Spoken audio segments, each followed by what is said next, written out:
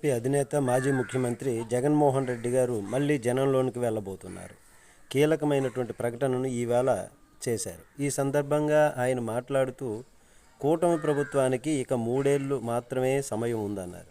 ప్రజల్లో ప్రభుత్వం పైన తీవ్రమైనటువంటి వ్యతిరేకత ఉందని చెప్పుకొచ్చారు. వచ్చే ఏడాదిలో పాదయాత్ర ప్రారంభిస్తున్నట్లు జగన్మోహన్ రెడ్డి గారు స్పష్టం చేశారు. అయితే వైసీపీ శ్రేణుల్లో ఆనందం వస్తున్నటువంటిది.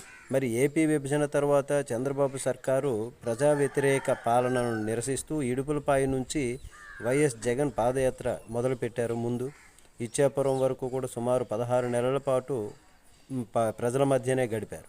పాదయాత్ర ఫలితమే వైసీపీకి అఖండ విజయం తెచ్చిందని చెప్పాలి. మరి 5 ఏళ్ల పాలనలో తీవ్ర ప్రజా వ్యతిరేకతను జగన్ ఎదుర్కొన్నారు కూడా.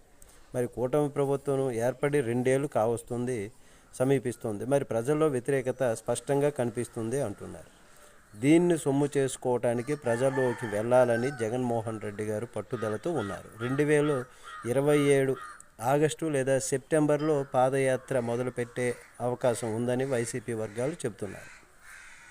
ఆ లోపు ప్రతి నియోజకవర్గానికి సంబంధించి కార్యకర్తలతోనూ నాయకులతోనూ సమావేశం కాబోతున్నారు అని ప్రకటించారు. అయితే వైఎస్ జగన్ పాదయాత్ర ప్రకటన వైసీపీలో ఫుల్ జోష్ నింపనుంది. ఇదే సందర్భంలో ముఖ్యంగా టీడీపీలో అయితే ఆందోళన కలిగించేటటువంటి విధంగా కనిపిస్తుంది. ఇంతకీ ఈ పాదయాత్ర మరి కూటమి పరిపాలన బట్టి పాదయాత్ర అనేటటువంటిది ముఖ్యంగా జరుగుతున్నటువంటిది. మీరైతే ఏమంటారు?